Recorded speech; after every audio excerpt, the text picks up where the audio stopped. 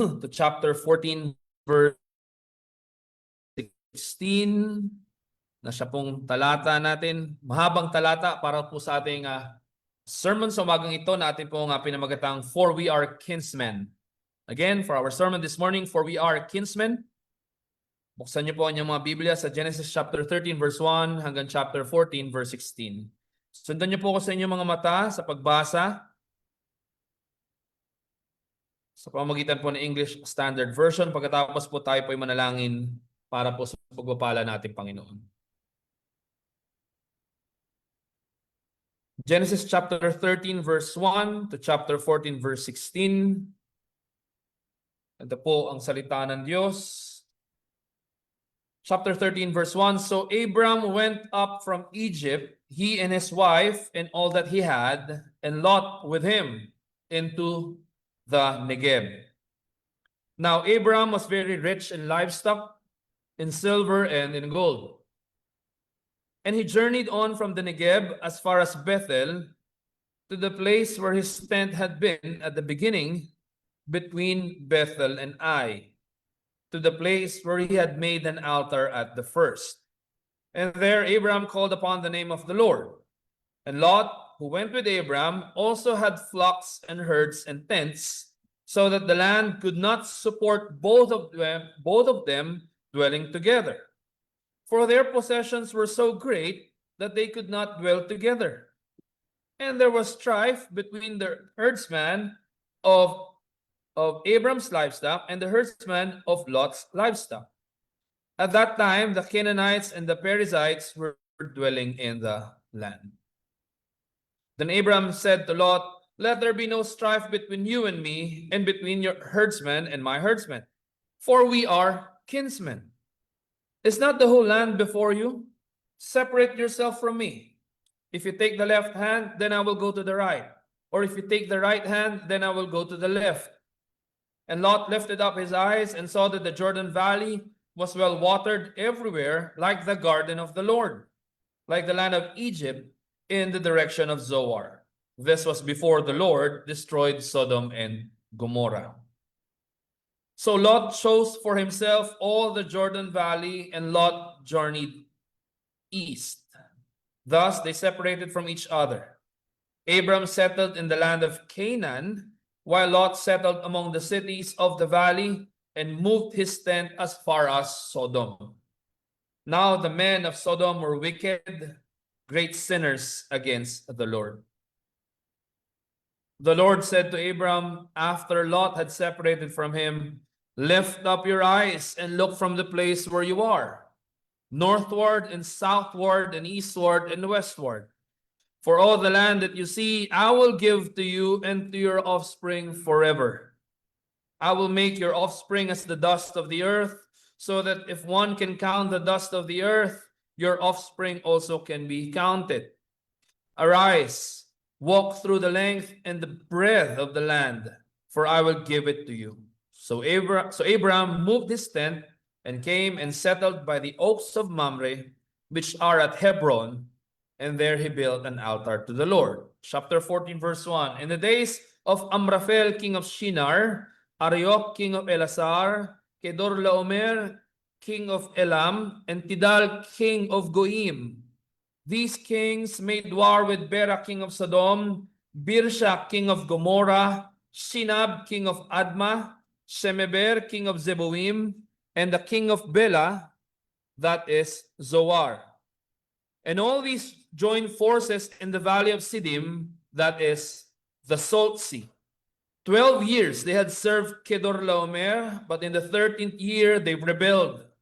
In the 14th year, Kedorlaomer and the kings who were with him came and defeated the Rephaim in Ashtaroth Karnaim, the Zuzim in Ham, the Emim in Shaveh Kiriathaim, and the Horites in their hill country of Seir as far as El Paran on the border of the wilderness. Then they turned back and came to En Mishpat, that is Kadesh, and defeated all the country of the Amalekites and also the Amorites who were dwelling in Hazazon Tamar.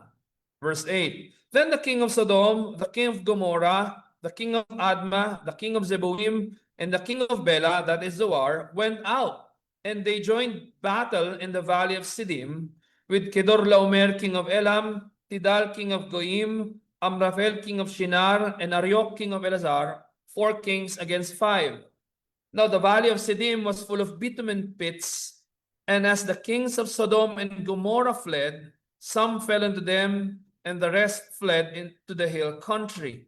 So the enemy took all the possessions of Sodom and Gomorrah and all their provisions and went their way.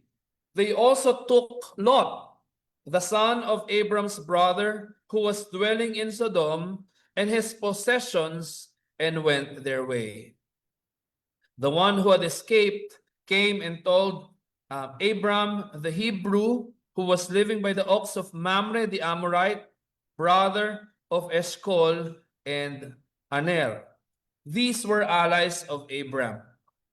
When Abram heard that his kinsman had been taken captive, he led forth his trained men, born in his house, 318 of them, and went in pursuit as far as Dan. And he divided his forces against them by night, he and his servants, and defeated them and pursued them to Hobah, north of Damascus. And lastly, verse 16, then he brought back all the possessions and also brought back his kinsman Lot with his possessions and the woman and the people. Thus, the reading of God's word. May the Lord be glorified through the reading and proclamation of His word. Tayo po ay manalangin. Ang Diyos, aming Diyos, Ama, kami po ay nagpapasalamat na kami ay meron muling pagkakataon na mabasa na may kalayaan at marinig ang kapahayagan ng iyong salita sa lugar kung saan kami mainam na makatutuon ng walang anumang pangamba. Sa halip pong pasasalamat sa aming puso na kami ay maaring makapagsama-sama ng dinggin na may isang puso ang iyong kalooban, O Diyos, para sa amin ayon sa iyong salita, at mapalalahanan po kami ng aming tunay na pag-asa, aming tunay na saligan at kaaliwan ng Ebanghelyo ni Kristo Jesus na siyang aming Panginoon tagapagligtas. Dalangin namin nawa, O Diyos, na sa iyong biyaya sa kabila ng aming mga kakulangan at hindi pagiging karapat-dapat, para sa iyong kalutian lamang, O Diyos, at sa kabutihan ng iyong mga anak, patuloy pong matapat na may pangaral ang iyong salita, mapahayag sa amin walang iba kundi ang Ebanghelyo ni Kristo Jesus, at ang iyong biyaya na kami makatugon ng may mapagpasalamat na pagsunod sa iyong kalooban, at ang pagkatiwalaan namin na hindi aming sarili kundi ikaw, aming Ama, na patuloy po nagmamahal sa amin. Pinagkakatiwala po namin ang lahat ng ito sa iyo, ang iyong lingkod na punong-puno ng kakulangan. Ang biyaya mo, O Diyos, para sa iyong kalutian, ang maranasan naming lahat. Nang sa gayon, hindi kami lalabas sa lugar na ito nang hindi na itutuon ang aming paningin sa aming tanging pag-asa, ang iyong kaloob sa amin na si Kristo Jesus na siyang aming tagapagligtas. Maraming salamat, Panginoon. Lahat po ito ay aming pong pinagkakatiwala at hinihiling sa iyo sa pangalan ng aming Panginoon sa Kristo. Amen. Papatuloy po tayo sa ating leksyon continua, sa ating pong tuloy-tuloy na pangangaral mula po sa Book of Genesis. At awa ng Diyos, matapos po natin ito bago po matapos ang 2026. Pagkatapos po na ating mapakinggan, mabasa ang nangyari kay Abram sa kanya pong pagbisita o paglalakbay patungo sa Egypt, gawa po ng matinding famine sa Canaan na pinangako ng Diyos sa kanya na magiging pagmamay-ari ng kanyang lahi magpawalang hanggan. Nakita po natin na doon ay nasubok ang pagtitiwala ni Abram at nakita natin kung paanong nag-resort si Abram sa pagsunod sa kanyang sariling wisdom, paano mapopreserve ang kanyang sarili, kahit pa yun at the expense of his wife. Kaya nga, nung nakarang linggo, napalalahan tayo na ibinigay na ng Diyos kay Abram yung pangako ngunit yung pangako na yon ay masasabi nating napahamak o munting napahamak kung hindi dahil sa pangangalaga ng Diyos mismo sa kanyang pangako para kay Abraham ayon po sa kanyang katapatan. Ngayon naman makikita natin, if we may say, a different episode kung saan pagkatapos na lumabas ni Abraham ng Egypt ay may matinding pagsubok na kakaharapin si Abraham, ngunit makikita natin na patuloy ang katapatan ng Diyos sa kanya sa pangakong ipinagkaloob mismo ng Diyos kay Abraham. At alam natin yun ay hindi para lamang sa pagkakataon na yun, sa panahon yun, kundi ito ay may kinalaman sa kabuuan ng pangako ng Diyos sa pagliligtas para sa atin na hinirang ng Diyos para kay Kristo Jesus. Kaya ngayong umaga, bagamat mukhang mahaba yung ating passage, pero makita natin ito ay mahati natin sa dalawang bahagi. At ang unang bahagi, titingnan natin yung buong chapter 13, verses 1 to 18. At yung pangalawa ay kalahati po ng chapter 14, kaya ito po ay from verses 1 to 16. Tingnan natin mga kapatid, kung paano ba ito pinapahayag sa atin ating Diyos. At sa pamamagitan ito, matuon ang ating mga mata kung paano ito, ang lahat ng ito ay katuparan sa pamamagitan ng ating Panginoong Kristo. Una mga kapatid, sa chapter 13, which is verses 1 to 18, tingnan natin, for our first point, better promises over proximate benefits.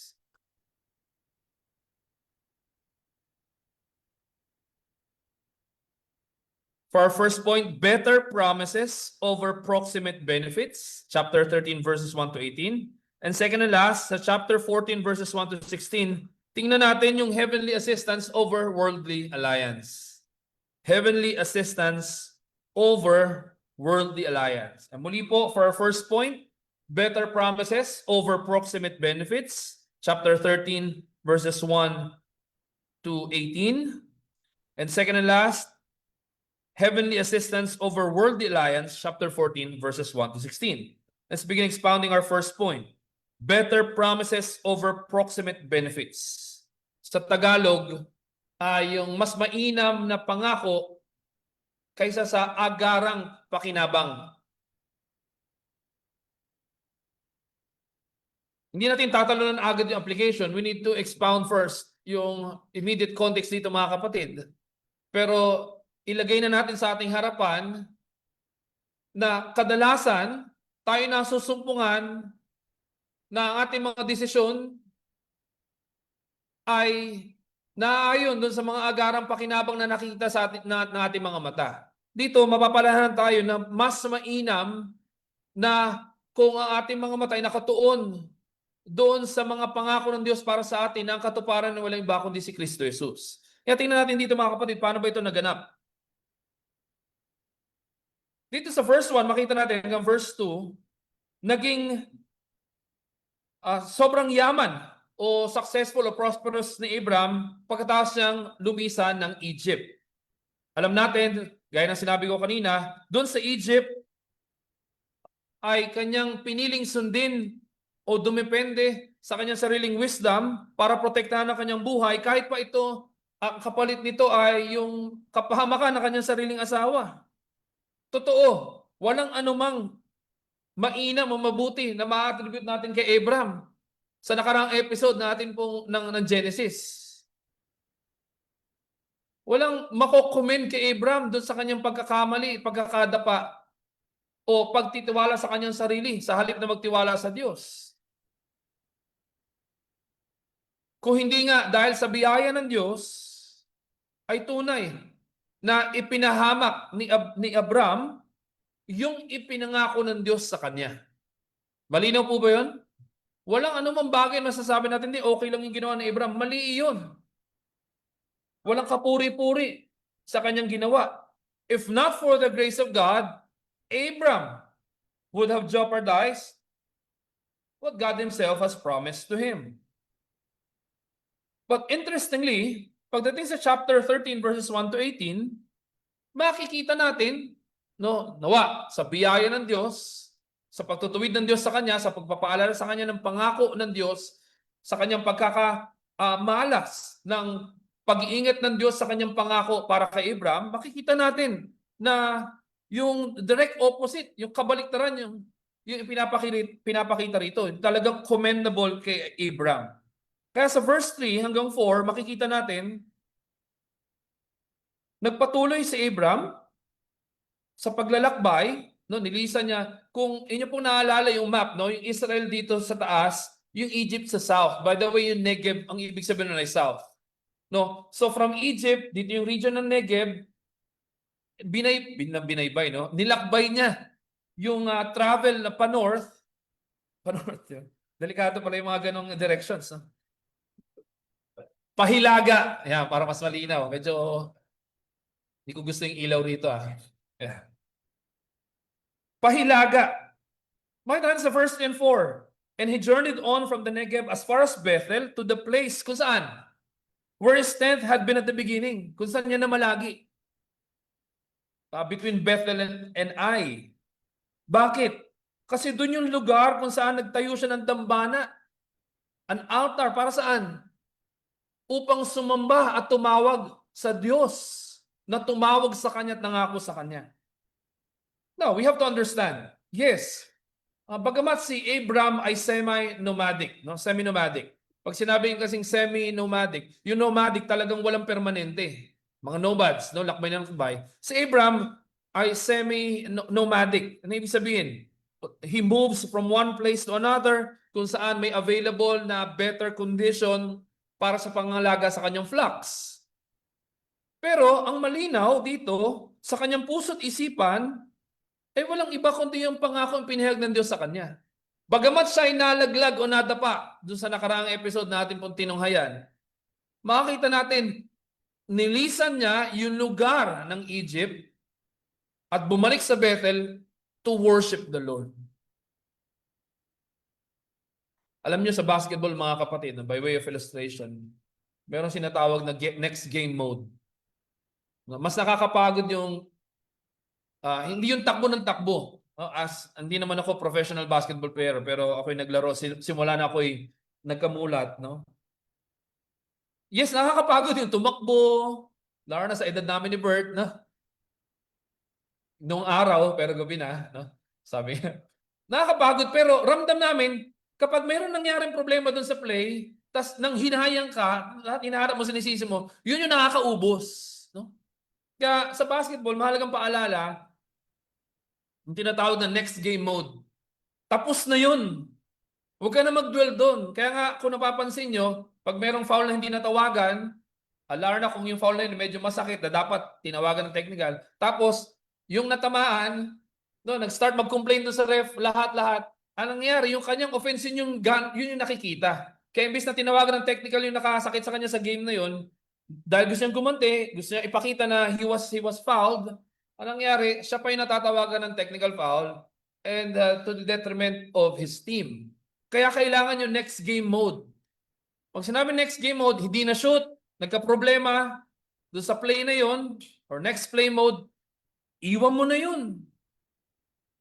Napakaganda ng comfort na binigay sa amin ng aming professor, si Dr. Estel, sa Old Testament. Pagkatapos kami pahirapan sa exam, yun ang kanyang sinabi sa amin, no? Tapos na yung exam na yun. No? Tapos na rin yung scholarship. Anong gagawin ko? Uuwi na ng Pilipinas. I tried my best. No? That's done. You're through with the exam. Just just deal with the result. No? Napaka-comforting. Anyway, I'm saying those things. No, makita natin na si Abraham, hindi na siya nag-dwell doon sa nangyari sa kanya in Egypt. Hindi dahil may kakayanan siya sa kanya sarili na pagpagin ang lahat ng kanyang kamalian, kundi saan? Nanahan siya sa pangako ng Diyos. At dahil doon, ang kanyang tugon ay pagsamba, pagtawag sa Diyos. Kadalasan sa atin, mga kapatid, lalo pat sa ating mga pagkakasala, kaya ang aking panalangin kanina, Sa halip na manahan tayo sa pangako ng Diyos na pagpapatawad, nananahan tayo saan? Sa pagdududa. Now, hindi mali yung tayo magkaroon ng marubdob na tugon sa ating pagkakasala laban sa Diyos sa ating kapwa. Tama yun. Maging basag, maging broken yung ating puso. Pero kadalasan ginagamit yun ni Satanas ng kaaway na para tayo mag-focus sa ating sarili sa halip na sa biyaya ng Diyos. Dito makikita natin sa biyaya ng Diyos, hindi nag-dwell si Abram. Hindi lamang sa literal na land of Egypt, kundi doon sa kanyang pagkakabagsak sa Egypt, sa halip. Ang kanyang naging tugon ay sumamba sa Diyos, bumalik doon sa dako, sa lugar o sa lupain na ipinangako ng Diyos sa kanya. Para saan? Panghawakan ng pangako ng Diyos. He went back to the land the Lord promised to him. And by worshiping, hindi man natin alam kung nasira siguro yung altar na yun, tinayo niya ulit, tinutuloy niya yung paghawak sa pangako ng Diyos na yun ay pagmamayari ng Diyos na nangako sa kanya, na yun ay pagkakalob sa kanya. Pero mga kapatid, hindi natapos din yung storya. Bagamat yun yung naging desisyon ni Abraham, sumunod sa kalooban ng Panginoon, here we see another opportunity that the enemy sees, that he may seize to assail the promise of God to Abraham. Kaya dito sa verse 5, ang ganda sanang isipin, ang pinagpala si Abraham, material possessions. In fact, yung term dito na he prospered ay mas literal na pagbasa ay mabigat. Very weighty. Ibig sabihin ay hindi dahil lumaki si Abraham, kundi sa dami ng kanyang ari-arian, flocks and herds, silver and gold, it was too heavy for him. Now, that heaviness did not remain literally, but it became that heaviness in his heart. Bakit? Makikita natin yung conflict dito, mga kapatid, from verses 5 to 7. Si Lot na kanyang pamangkin, na kasama ni Abraham, ay marami ding mga ari-arian. Mga flocks and herds na kailangan pangalagaan. Kaya nangyari sa verse 6, makita natin, yung lugar kung saan sila natili ay hindi sapat para sa kanilang dalawa. Sa dami ng kayamanan ni Abraham, ganyan din marami ring ari-arian at kayamanan si Lot. Hindi sapat yung lugar na kanilang pinalagian para i-sustain yung kanilang pangailangan. Kaya nga dito, sa verse 6, for their possessions were so great that they could not dwell together. And there was strife between the herdsman of Abraham's livestock and the herdsman of Lot's livestock. At that time, the Canaanites and the Perizzites were dwelling in the land. No, unahin natin, sobrang dami ng pagmamayari ni Abraham, marami rin yung pagmamayari ni Lot. Kaya ang conflict dito, silang kinsmen, silang mismong magkamag-anak, silang mismong magkasama na dapat magsuportahan. Ano makita natin? Hindi sila maaring magsama. Hindi lamang yung conflict na natili doon sa kanilang mga tagapangalaga, kundi umakyat din patungo sa kanilang dalawa. And hindi lang din yun, meron ding threat. Bakit? Doon sa land of Canaan, nandun yung mga Canaanites and Perizzites. At yun ay kalaban din. Kalaban sa mga resources, sa land, sa opportunities na mga pangalagaan yung kanilang flocks and herds. Pero actually, hindi yun yung pinaka-problema ni Abram eh. Natural, yung land of Canaan, yung mga Canaanites na andun. Ang mas masakit na problema at conflict, yung kanyang sariling kinsman, si Lot, ay kanyang nakaka-conflict na. Yung ginamit na term dito, mga kapatid, they could not dwell together.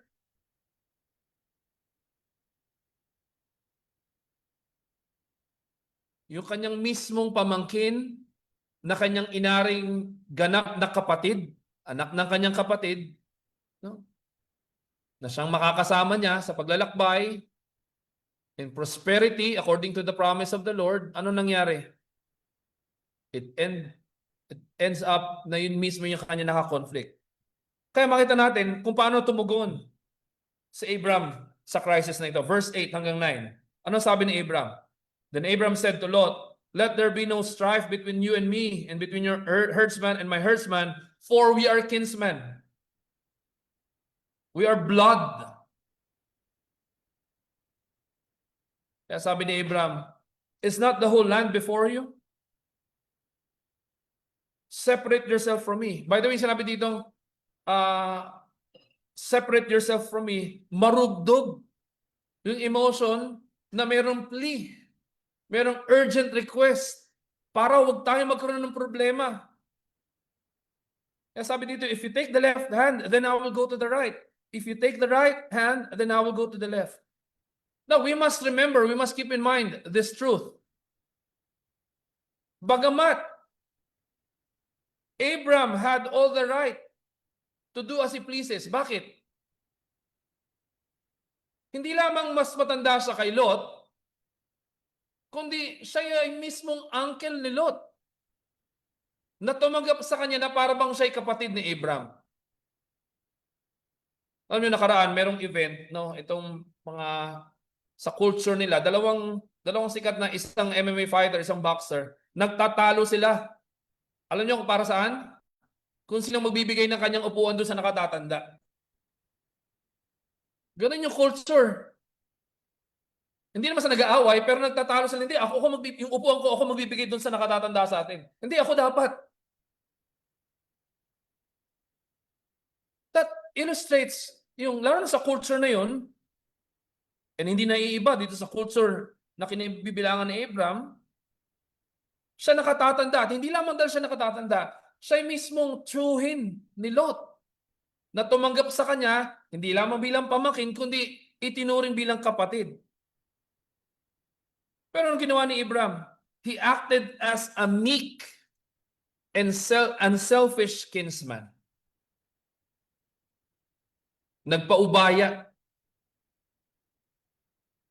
sa kanya nakababatang pamangkin.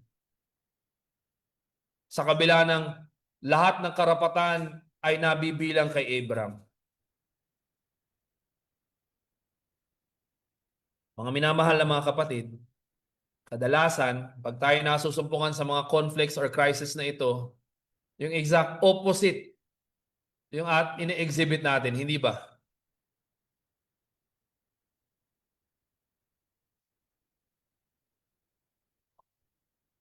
Kadalasan, when we forget that our Lord and Savior Jesus Christ Himself humbled Himself before us who are unworthy sinners, kadalasan nasusumpungan tayo na ini-insist natin that we are to be preferred over others. We act with haughtiness and with pride.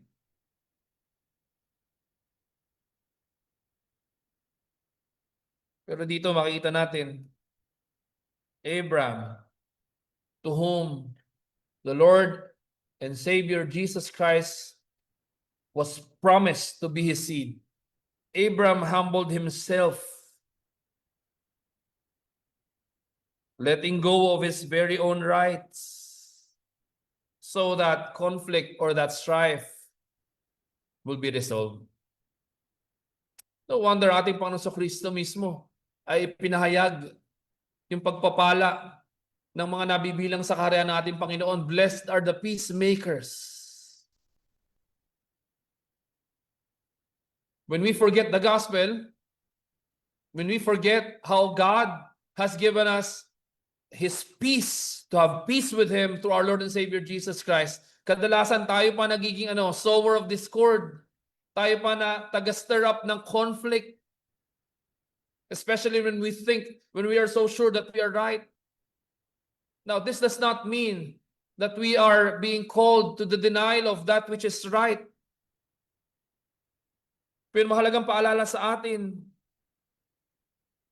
na yaman din lamang tayo ginawang tagatanggap ng kapayapaan ng Diyos. Yun din ang panawagan ng Panginoon sa atin.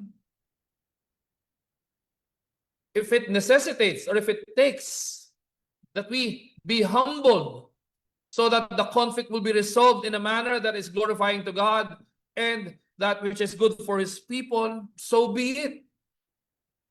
Not by our own strength, but by His grace for us through the gospel of our Lord and Savior Jesus Christ. As we progress, makita natin sa verse 10, ano nangyari? Pagkatapos mag-defer si Abram kay Lot, makita natin sa verse 10, ano sabi? And Lot lifted up his eyes and saw that the Jordan Valley was well watered everywhere, like the garden of the Lord, like the land of Egypt in the direction of Zoar. This was before the Lord destroyed Sodom and Gomorrah. Anong ginawa ni Lot? So Lot chose for himself all the Jordan Valley, and Lot journeyed east. Thus, they separated from each other. And Abram, being true to his word, settled in the land of Canaan, while Lot settled among the cities of the valley and moved his tent as far as Sodom. Ang nakakalungkot, sa verse 13, now the men of Sodom were wicked, great sinners against the Lord. Tingnan natin mga kapatid, si Lot, hindi siya nagpakumbaba na dapat ina-expect sa kanya. Hindi siya nagpakumbaba sa kanyang uncle na si Abram. Kanyang sariling kamag-anak. Pero pinili niya yung land in the direction of Zoar because of what? Because of its proximate benefits. Ano yung proximate benefits? Yung agarang kapakinabangan. Bakit? Paano ba ito dinidescribe? Being well-watered everywhere, so much so that it was compared to the Garden of Eden. Ganun siya kahaya-haya. Si Lot, sa halip na tingnan ang kanyang uncle,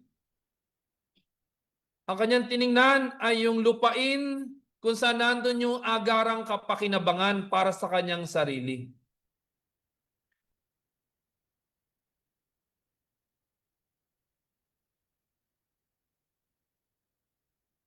Ang katotohanan ito mga kapatid, kung hindi man lagi, kadalasan doon tayo nasusumpungan. Ang ating paningin ay nakatuon doon sa agarang kapakinabangan lamang.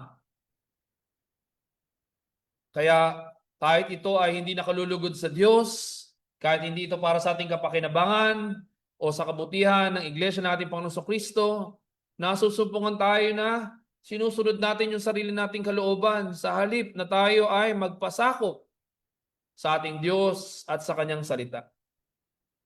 Kayo rin makakapagpatunay mga kapatid na hindi nyo na mabibilang yung lahat ng pagkakataon kung saan ang naging motivation natin sa ating mga ginawa ay yung proximate benefits.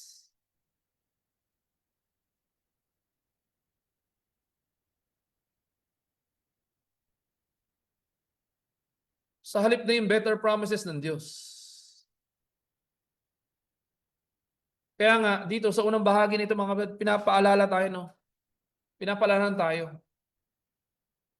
Dapat yung ating mga paningin, ating puso, makatuon dun sa better promises ng Diyos over the proximate benefits, which, if not always, most of the time, ay napapakita sa atin ng ano, hindi ng salita ng Diyos, kundi ng sanlibutan na ito.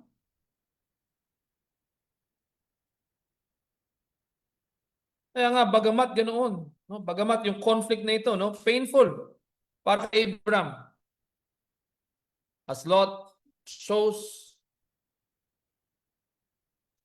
the proximate benefits, this conflict makes Abram stay in the course of God's promise that Canaan shall belong to his seed.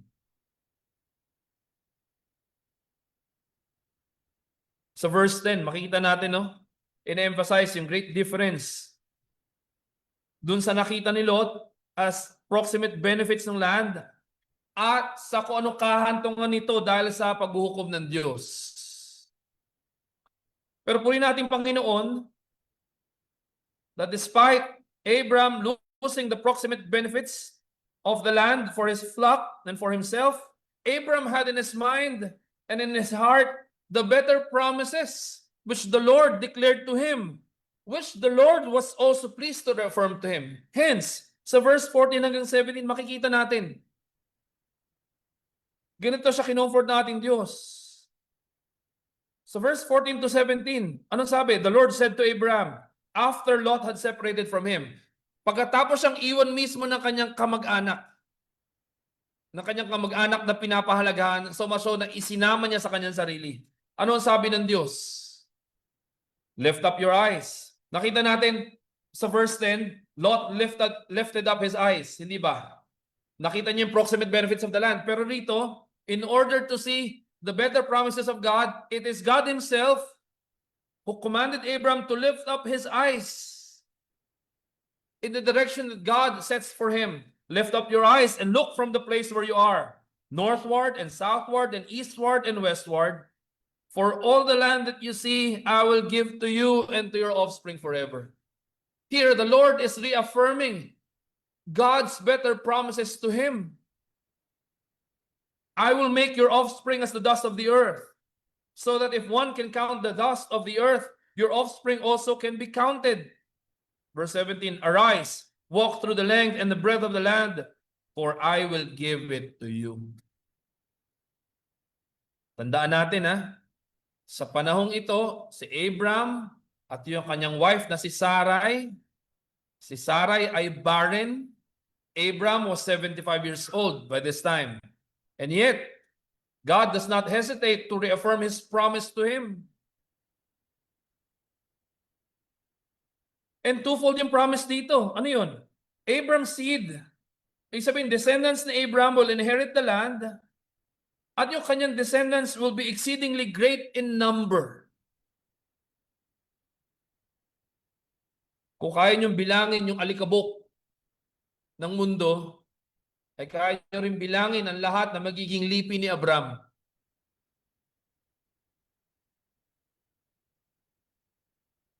Ganda ng paalala ni Matthew Henry, mga kapatid. That which God has to show us is infinitely better and more desirable than anything that the world has to offer our view. Again, Matthew Henry states, that which God has to show us is infinitely better and more desirable than anything that the world has to offer our view. Dahil doon, Abram responded in obedience through faith. So verse 18, so Abram moved his tent and came and settled by the oaks of Mamre, which are at Hebron, and there he built an altar to the Lord. Yung verse 18, para maunawa natin, yung so Abram moved, hindi dahil, okay, lipat na ako doon. It is actually in obedience to the command of the Lord in verse 17. Arise, walk through the length and breadth of the land, for I will give it to you. At yung paglakad dito, hindi yung, Abram, mag-exercise ka naman. It is ceremonial and symbolic. Not only for Abram to inspect the land, but gaya na sinabi ko, it is symbolic and ceremonial. Sa ancient Near East, sa pag-ratify ng covenant, kasama doon yung paglakad na magkasama. Kunyari, meron dalawang king. Ito yung suzerain king, yung greater king, and yung vassal, yung servant na king. Sila lalakad magkasama, not only to inspect, but to really affirm and assert yung ownership ng territories. Kaya yun yung sinasabi dito ng Panginoon sa verse 17. Tumayo ka at lumakad. Ibig sabihin, lumakad kang kasama ko. Akin ito, binibigay ko sa ito dahil ito yung pangako ko sa iyo. Ganun kaganda yung biyaya ng Diyos na pinapahayag dito kay Abram. Bagamat siya iniwan ng kanyang sariling kamag-anak, yung kanyang Diyos na nangako sa kanya ay tapat na kanyang makakasama. Kaya naman, si Abram, once again, he acknowledges by faith that the Lord is the suzerain, the greater king, yung kanyang pinaglilingkuran, and he is the vassal o siya yung lingkod ng Panginoon. At ito'y makikita sa verse 18. Ano sabi? Again, Abram built an altar to the Lord.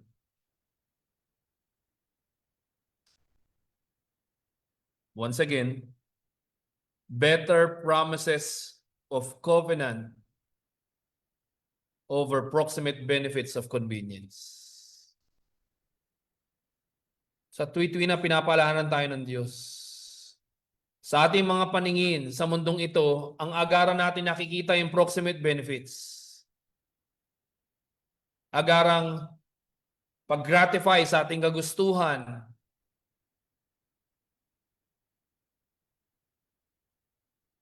Sa mga bagay na sa tingin natin ay nararapat para sa atin. Pero tayo ay tinutuwid ng ating Panginoon. Maaring meron niyang panandalian o agarang kapakinabangan, pero hindi yan maihahambing sa mga pangako ng Diyos sa atin ayon sa kanyang tipan na ang katuparan ay walang iba kundi si Kristo Jesus. Kaya nga sa tuwi-tuwi na, ang kailangan natin mga kapatid ay hindi yung we should be better. I just need to be better in memorizing the promises of God to us. No. Ang kailangan natin ay ma-reorient yung ating paningin na sa kabila ng maraming mga bagay na kaayaya sa mundo na ito, narapat na tayo tumingin kay Kristo Jesus, who is the very seed of Abraham, according to God's promise. Bakit? Because in Jesus Christ, all the promises of God are yes and amen. Kaya nga, I may not be certain of what you are exactly going through right now. Perhaps you're saying, Kirby, you don't know what we've been through. Yes, that may be valid and true. But whatever that is happening to you, hindi mo masasabi na yan ay hindi common to all men. And in fact, our Lord and Savior Jesus Christ Himself has gone through all those things. Not for Himself, not for His sake, but for our sake. In order to assure us that we are not to earn God's favor, but that God's favor already rests upon us because Jesus Christ has already been given to us. Kaya mga kapatid, whenever we are tempted to prefer the proximate benefits in this world rather than being preoccupied intensely in our minds and our hearts of the better promises of God,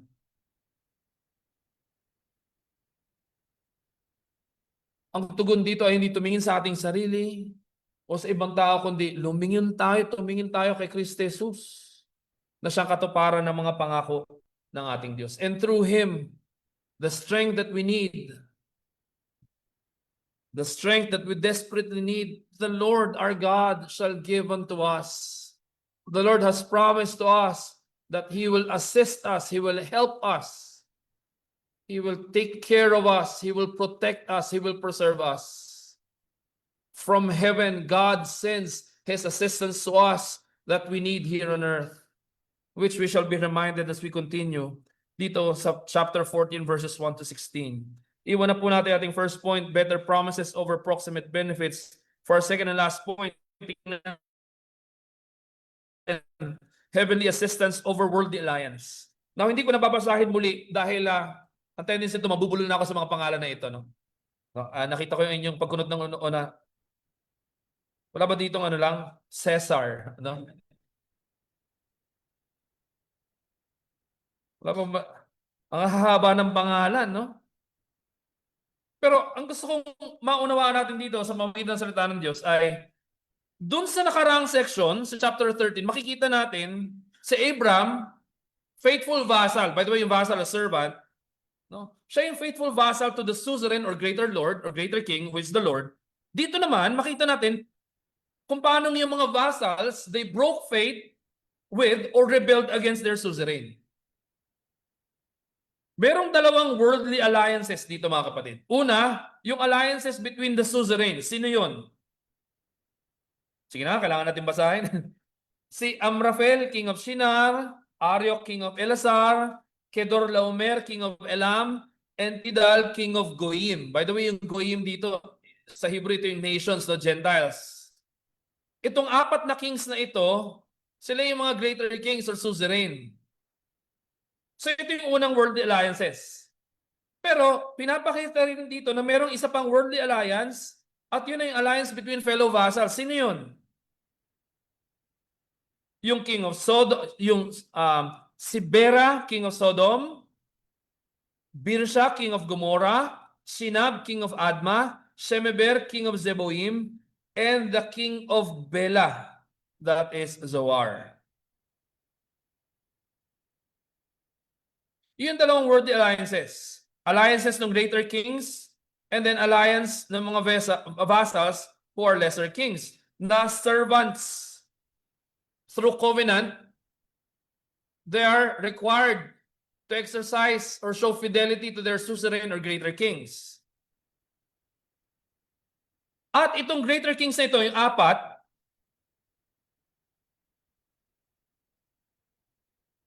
particularly si Kedorlaomer, for 12 years, itong 5 kings na ito, lesser kings, ay servants ni Kedorlaomer.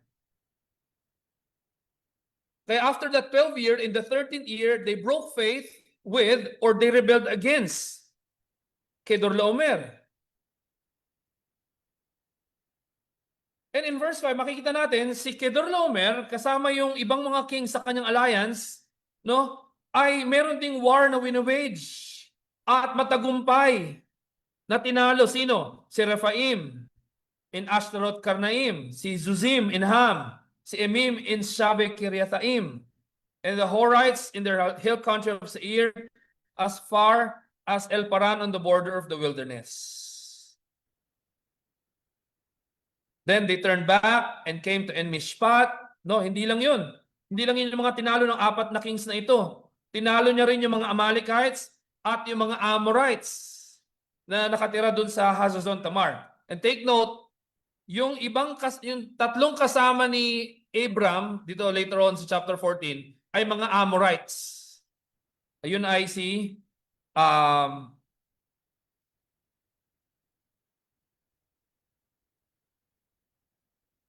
yun ay sina Mamre, Eshcol at si Aner. Now, tingnan natin. Dahil merong war na kinibibilangan yung 4 greater kings na ito, nakita nung 5 lesser kings yung opportunity na this is the best time for us to rebel. Hindi ba? Kaya they formed this alliance of fellow vassals to rebel or to wage war against the greater kings. Bakit? Bagamat successful itong alliance ng 4 greater kings na ito, alam natin sa panahon na yun, in that kind of warfare, sigurado that those 4 greater kings, kung saan yung alliance na kinabibilangan ng Kedorlaomer, they have lost men and resources. Kaya sa unang tingin, yung alliance between fellow vassals seem formidable. Diba? Sa inyong pagbabasa at panonood, alam niyo yung kung paano yung lesser kingdom, no, seeing the opportunity, sila muna maglaban-laban, no? Pag nakita natin depleted yung resources natin, saka tayo umatake. Yun yung ginawa nitong alliance ng 5 lesser kings na ito. Kaya nga sa umpisa, makita natin yung alliance na to, seem formidable. Bakit? Hindi lang dahil kakagaling sa gera nung kanilang kakalabanin, kundi 5 laban sa 4. Tama? Yung alliance of 4 greater kings who just spent the lives of their men and their resources in waging war against those na hindi ko na ulitin pa, no? Kaya nakita nung alliance ng 5 kings na yun na ito na yung tamang time to rebel. And kabilang dun sa alliance ng 5 kings na yun yung kings of Sodom and of Gomorrah respectively. Pero ano nangyari? Ano nangyari? Bagamat mainam yung strategy ng alliance of five kings. Yung alliance ng greater kings na apat na laban sa lima na naig. Yung apat, perhaps military prowess and experience. Kaya ano nangyari? Akala ng King of Sodom and King of Gomorrah, maging yung King of Admah, King of Zeboim, and King of Bela, akala nila, no, they will gain the upper hand. No, as they join the battle in the Valley of Siddim or in the Salt Sea. Pero ang nangyari, yung Valley of Siddim, sa verse 10, full of bitumen pits. At sa pag-advance ng military or ng army, ng alliance ng four kings, they were trapped. It became so hard for them to fight. Kaya nga, some interpretations, dito, hindi lamang sila nalaglag doon, kundi they committed suicide. They chose to die on those bitumen pits, than to be killed by the sword of their enemies. Pero ito, inintend ng Panginoon na maisama rito. Bakit? In God's providence, makikita natin na dahil natalo yung kings of Sodom and of Gomorrah, lahat ng kanilang possessions and provisions ay naging spoils of war at na-plunder ng yung alliance of four greater kings. And when plunder, makita natin wala silang ini-spare. At kasama doon ay sino? Si Lot, na yumaman, nag-prosper sa land of Sodom at siya inaan doon dahil pinili niyang humiwalay sa kanyang uncle na si Abram by choosing the proximate benefits of the land. That's verse 12. Ano sabi? They also took Lot, the son of Abram's brother, who was dwelling in Sodom, and his possessions, and went their way. Kaya naman sa verse 13, then one who had escaped came and told Abram the Hebrew. By the way, ito yung unang pagkakataon na ginamit yung term na Hebrew dito to identify Abram from the other ibang lahi, who was living by the oaks of Mamre the Amorite, brother of Eshcol and of Aner. Si Mamre, si Eshcol, and si Aner ay mga allies ni Abram. Pero tingnan natin dito, paano darating yung heavenly assistance from the covenant Lord of Abram against the worldly alliance of those greater kings who just crushed decisively yung alliance ng five kings.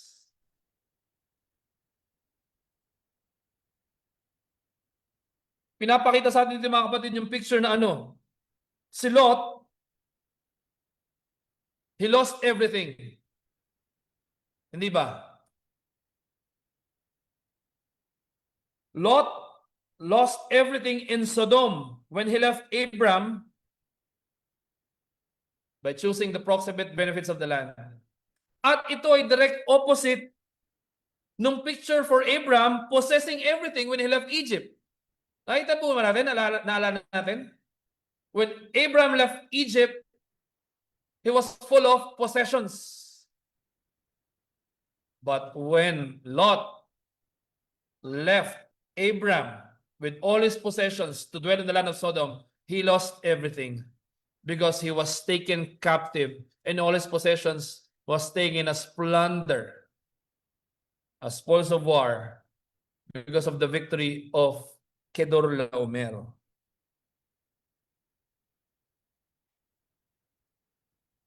At tingnan natin, paanong lalong ma-highlight yung heavenly assistance mula sa Diyos na nangako kay Abraham laban sa worldly alliance na ito. Make no mistake mga kapatid, pag sinabi nating heavenly assistance from the Lord, hindi ibig sabihin dinedisregard yung alliance, no? Pang iba, hindi ako punta sa church.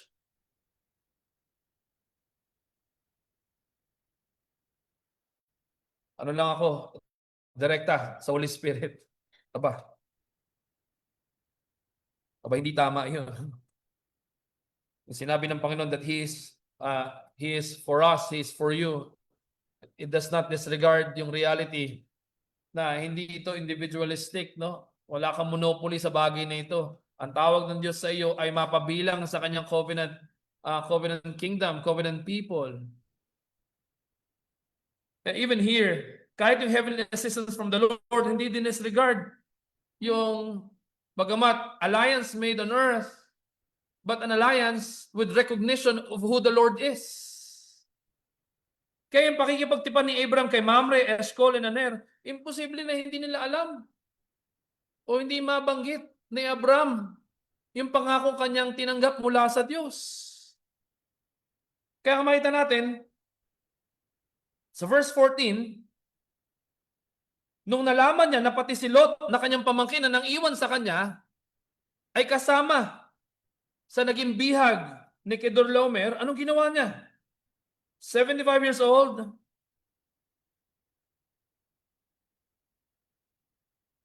without guns, of course, wala pa ng baril noon, no? Ang sandata niya, of course, meron silang weapons, pero mas marami yung kanyang tupa kaysa sa kanyang sandata, hindi ba? Pero ang kanyang ginawa, he led forth his trained men, born in his house. Ano ibig sabihin? Hindi niya kadugo, but even slaves born into his household. Kaya nga, huwag tayong magtataka bakit kahit sa New Testament, ganun yung picture. Di ba?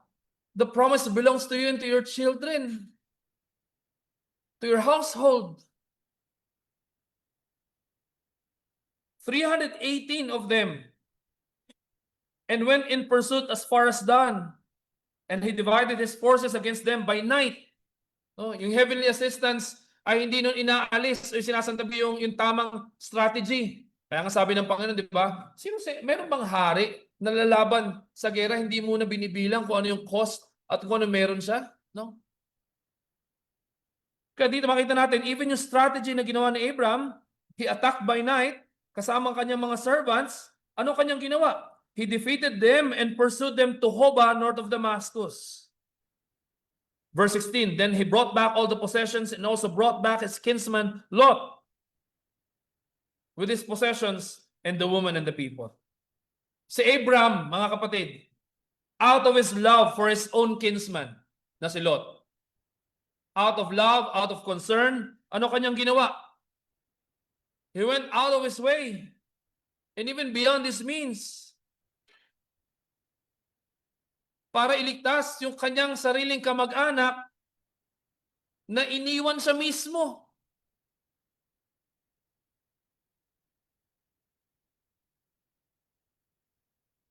And God, in His faithfulness to Abraham, faithfully provided that heavenly assistance for him. Kaya nga, tingnan natin, from Hebron to Dan, ay approximately 175 kilometers, mga kapatid. Lampas lang ng konti, no? From dito to Cabanatuan, no? Ako nga, minsan nahataw ko yung truck ng 140, basta patag, no? 140, 150, ang tagal pa rin. No? Pinakamabilis, 2 oras mula rito hanggang doon, no? Mga 140, no? Pero kay Bert, saglit lang, 1.5. Sinamahan ako ni Bert nakaraan. Pero 175 kilometers yung nilakbay ni Abraham sa gabi para umatake with this strategy. At dahil sa heavenly assistance ng Diyos kay Abraham na kanyang pinangakuan, si Abraham kasama yung kanyang alliance na si Mamre, Eshcol, and Aner, tinalo nila yung mighty kings. Yung alliance ng 4 greater kings who had just success in 2 consecutive campaigns.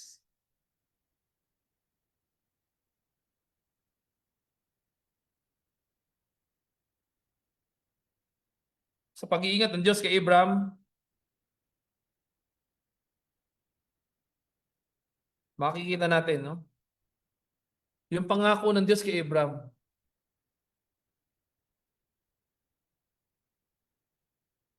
Pangangalagaan siya ng Diyos, and God will see to it that His promise will be fulfilled. Ganong katapat ang Diyos. Kaya kahit sa kabila ng pagtingin with our mundane eyes na talagang dehado si Abraham dito, the Lord gave him success. in his desire to rescue his own kinsman, Lot, who is his nephew. Ganda ng paalala ni Matthew Henry, mga kapatid. Let me read it for you. Those that venture in a good cause with a good heart are under the special protection of a good God and have reason to hope for a good issue. Again, from Matthew Henry, those that venture in a good cause with a good heart are under the special protection of a good God and have reason to hope for a good issue.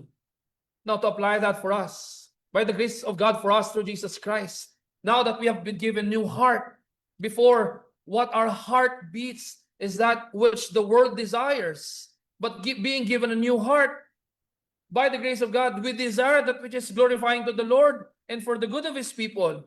Kaya lalo nating mas asahan. Hindi dahil sa ating sariling lakas at talinuhan o resources, but because of what God promised to us and that the assurance is our Lord and Savior Jesus Christ, that which we desire for His glory and for the good of His people, asahan natin. Ito'y kalulugdan ng Panginoon. Huwag tayong manghinawa na asamin yung mabuti hindi lamang para sa ating sarili, kundi maging para sa ating kapwa, lalong higit para sa iglesia nating Panginoon. Kadalasan tayo nasusumpungan sa ano? Sa panghihinawa, sa pangamba, sa pagdududa. Nakailang sabi na ako sa kanya eh. Kaya lang, yun ano, wala na naman sa church. Sabi ng karang linggo, atin, ito na pastor. Ito na nga, wala na naman.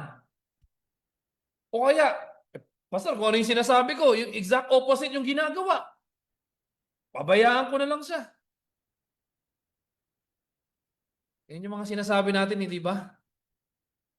Kapag nakatuon yung ating isip at puso sa kakayahan natin, sa limit ng ating kabutihan. Pero pinapalanan tayo, no? Bagamat mukhang imposible sa atin, mahirap para sa atin, pero kung ito ay para sa kabutihan, hindi lang ng ating sarili, kundi nating minamahal sa ating Diyos, lalo pat ating kapwa kabahagi sa iglesia natin Panginoon Kristo, asahan natin na andun yung paggabay, pagpapalat, pag-iingat ng Diyos.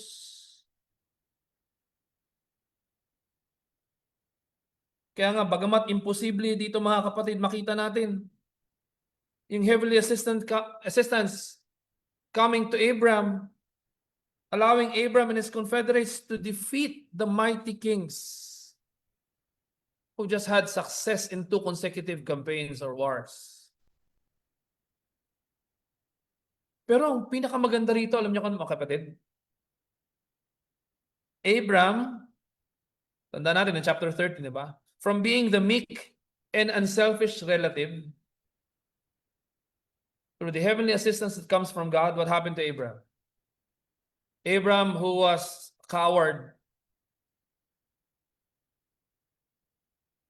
in Egypt and chose to rely on his own wisdom, here, by the heavenly assistance that comes from his covenant Lord, Abram, from being the meek and unselfish relative in chapter 13, deferring to his nephew Lot, Abram was transformed into what?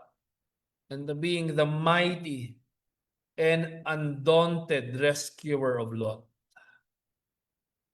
And in doing so, and being granted so, here Abraham exercises himself as being the king under the kingship of the Lord who promised to him to be his God. At hindi lang din yun. Ako sigurado ko, ang sasabihin natin, pabayaan ko na yung silot. Pambihira, hindi na ako ginalang. No, hindi pa ako kinilala. Katigasan ng ulo niyan, hindi magdusa sa dyan. Di ba? Hindi na magpapataas ng kamay. Yun talagang sasabihin natin, hindi ba? Pero out of compassion, out of love, out of being founded on the truth of the promise of God to him, anong ginawa ni Abraham? He went out of his way in order to rescue his own kinsman, his nephew Lot. And through Abram,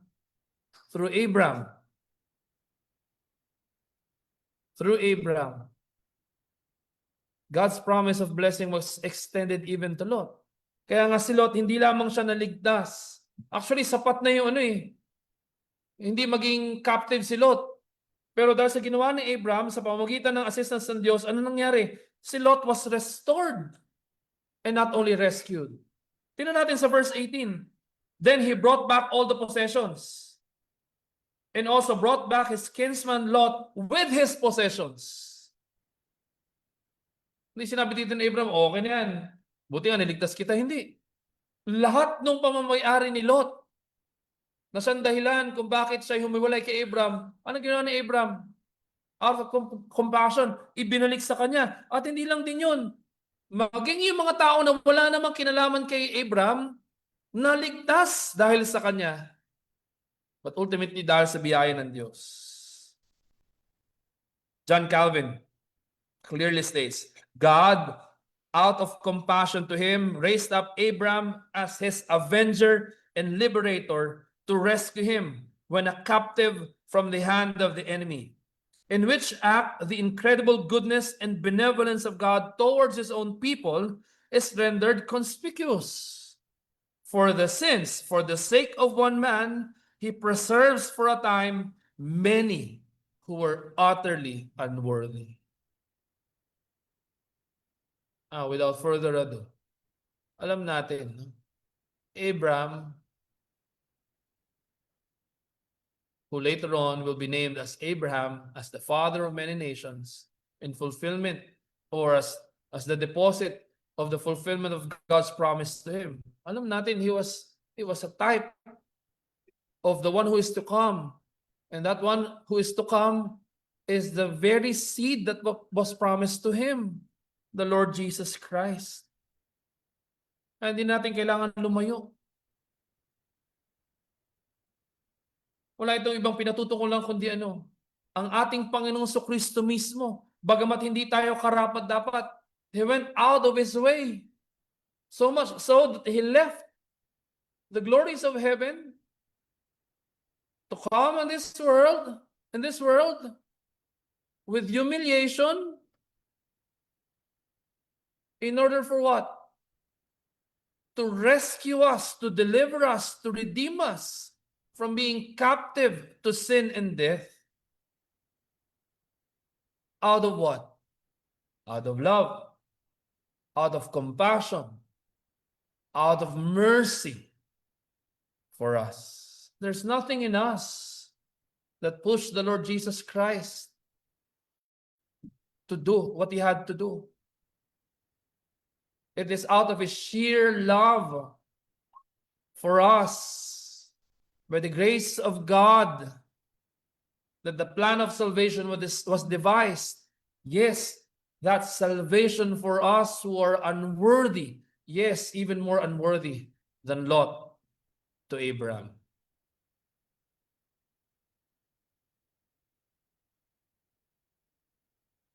Kaya nga mga kapatid, as I head to the conclusion of this sermon,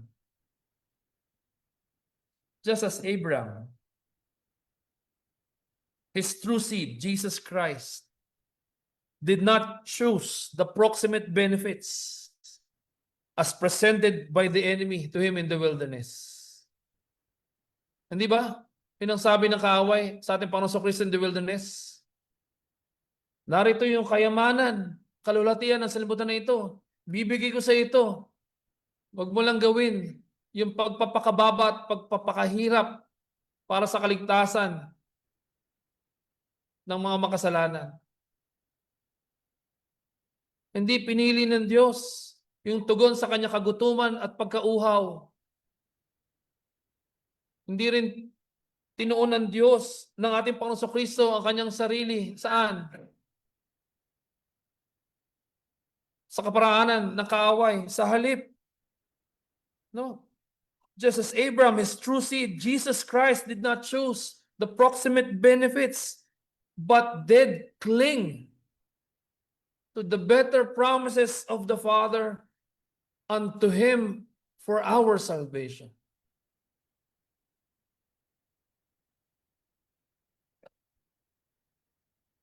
Bakit? Para saan? For our Lord and Savior Jesus Christ to declare Yung ano, for we are kinsmen. Yun yung ating pinag-aralan na sa Hebrews, di ba? For the sake of my brothers. Yun ang ginawa natin Panginoon Kristo. He went through all those things in order to declare the praises of the Father in front of His brothers. At sino yun? Tayo. Na kanyang niligtas sa pamamagitan ng kanyang kamatayan. Hindi lang din yun, mga kapatid. Just as Abraham, his true seed, Jesus Christ, did not turn his back to his being the rescuer to his kinsman, no matter how unworthy those he came to rescue from being captive to sin and death. Hindi tinalikuran ng ating Panginoon Kristo yung kanyang pagiging tagapagligtas. Kahit pa ganun na lamang tayo na hindi karapat-dapat sa Kanya.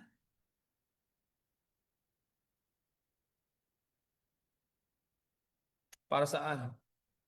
So that our Lord and Savior Jesus Christ, the true seed of Abraham, may declare, for we are kinsmen. Kaya nga mga kapatid, bilang pagtatapos,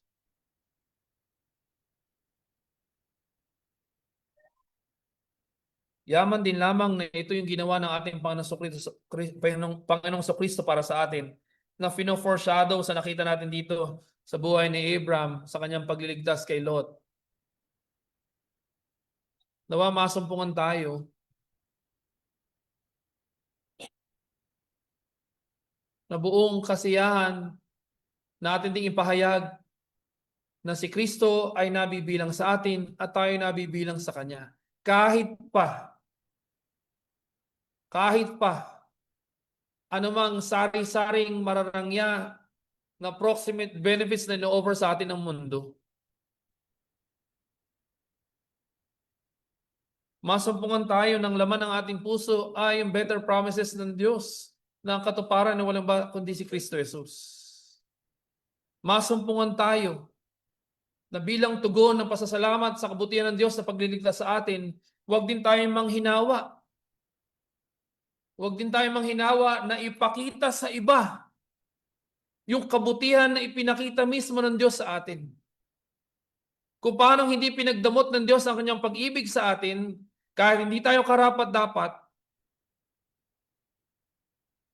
masumpungan nawa tayo na hindi natin ipagkakait yung pag-ibig sa ating kapwa hindi rin naman karapat-dapat. Bakit?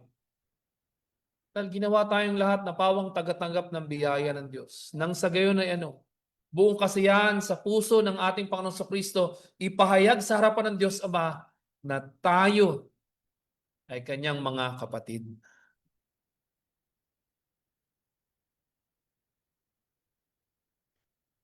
Gayon din naman,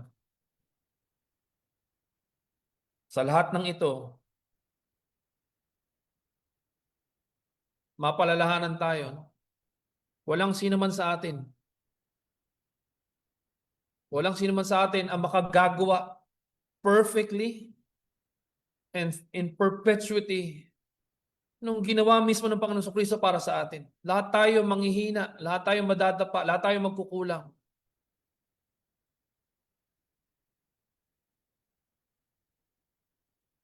Kaya yung ating pag-asa, yung ating kapayapaan, hindi maituon kay Abraham, lalo hindi kay Lot, hindi kay Kristo Jesus. Maging yung mga magiging pagkukulang natin, tinupad ng ating Panginoon Kristo sa kanyang isinakatuparan sa krus ng Kalbaryo para sa atin. Again, for what purpose? That He may declare with all joy that we are His kinsmen, so much so that we are named after His very name. Tayo magpasalamat sa Diyos. At yung pasasalamat na yun ay ipakita natin saan? Sa pagmamahal natin sa Kanya at pagmamahal sa bawat isa na pawang kapwa lang din naman nating tagatanggap ng biyaya ng Diyos sa pamamagitan ni Kristo Jesus. Purihin po at pasalamatan natin ang ating Panginoon. Tayo pong lahat ay tumayo.